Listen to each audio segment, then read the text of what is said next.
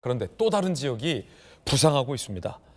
마포울만 있냐, 뭐 중성동구만 있냐, 동작을도 있다라는 건데 민주당에서 나경원의 대항마로 소위 추미애 전 장관에 대해서 선호도 조사를 실시했다는 보도가 나왔습니다.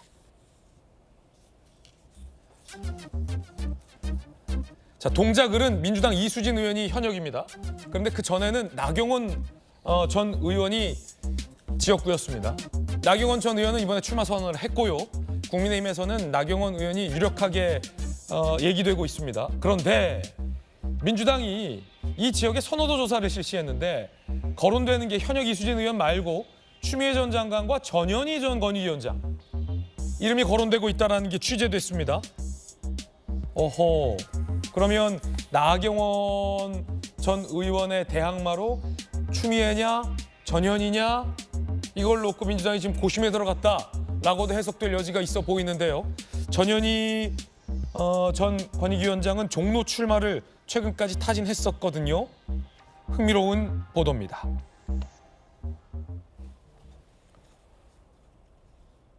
이 동작을이 빅매치가 될 가능성이 상당히 커졌습니다. 진수 의원님. 아니 그러니까 제가 보니까 아까 계양을 같은 데는 이재명 의원이 현역이고 네. 도전자가 이제 그 원희룡 그 장관인데 이 지금 동작을을 보면 마치 나경원 의원이 현역인 듯. 그래서 이 그러네요. 민주당 쪽에 막 도전자들이 여럿이 경쟁하는 듯한 그런 모양새인데 제가 보기에 뭐 이수진 의원은 우리가 여기 잠시 후에 얘기를 할지 모르겠습니다만 이번에 그 양승태 전 대법원장 그 사법농단 관련한 재판 과정에서 굉장히 치명적인 사실이 하나가 드러났잖아요. 네. 예.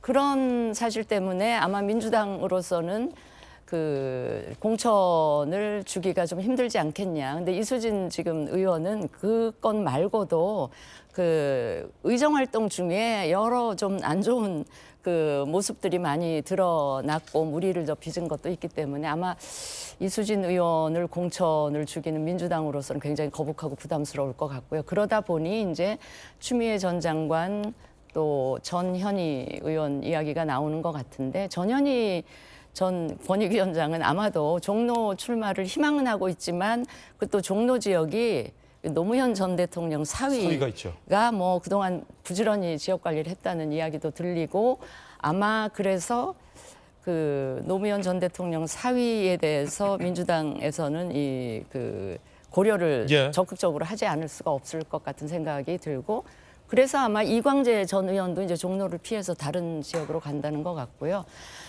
그 추미애 전 장관은 아마 본인이 당 차원보다는 본인이 죄송한 표현입니다만 자가 발전을 열심히 지금 하시는 게 아닐까 싶은 생각이 드는데. 아, 이 본인의 자가 발전이다. 추미애 전 장관. 왜 그렇게 보십니까? 추미애 전 장관이 출마는 하고 싶은데 지금 본인의 옛 지역구인 광진을인가요? 예.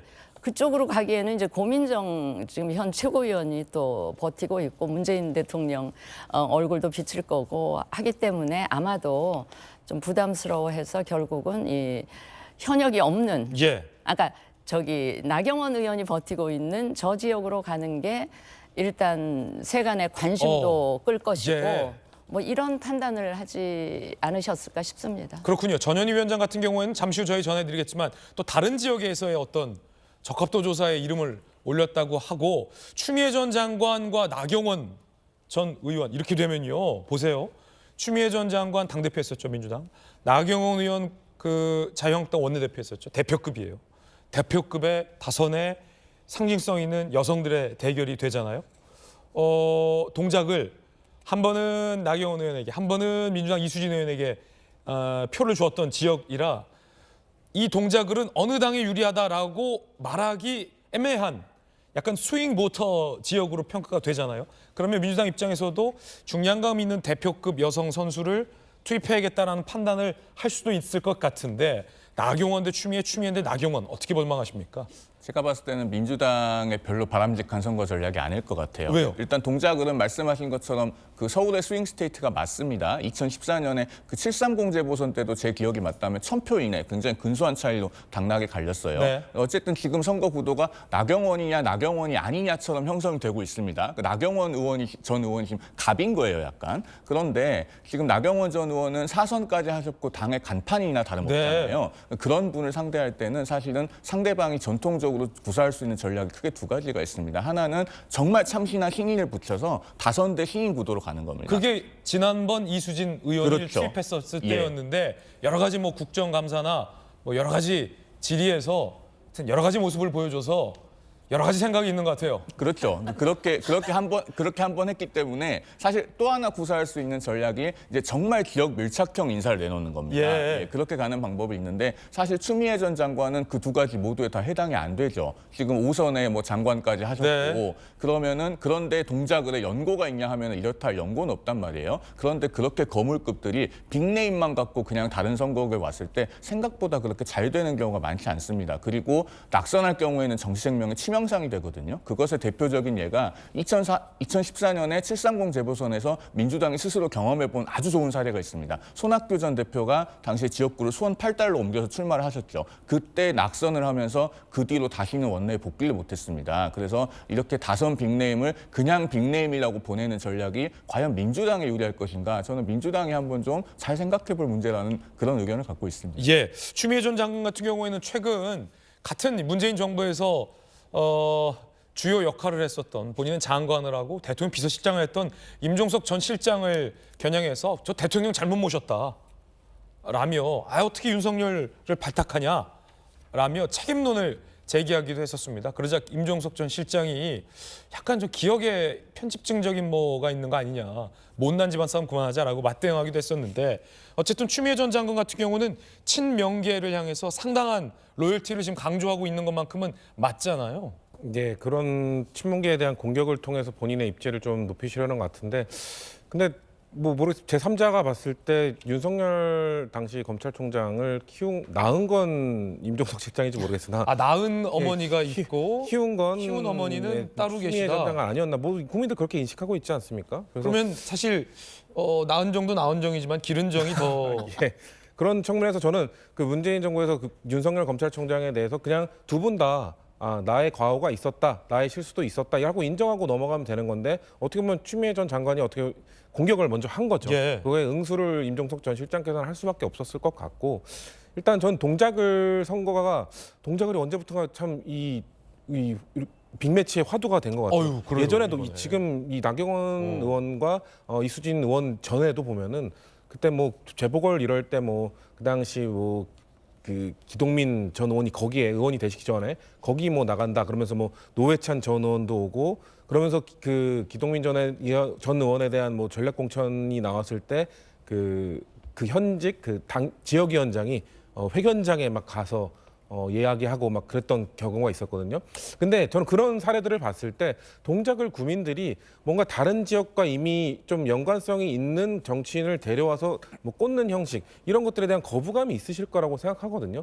그렇기 때문에 전 기본적으로 이런 후보에 대한 호불호를 떠나서 동작을에서 계속 해오신 분과 뭔가 다른 지역에서 이미 활동하던 분을 모셔오는 게 과연 적합한가? 그리고 아까 그 화면에 나왔던 세 분을 봤을 예. 때 제가 판단할 때는 다 세 분 다 비슷한 형태의 정치인입니다. 그러니까 저는 공격수라고 표현하는데요. 예. 여당에 대한 공격을 강하게 하시는 세 분들. 분이라 하면 이수진, 추미애, 전현희 예, 그러니까 차이가 없다는 거죠. 차이가 없다고요? 예, 뭐 다 공격형 정치인으로 예. 저는 보여집니다. 좀 공격형 정치인. 뭐 물론 뭐 경력 이런 거에 차이가 있겠죠.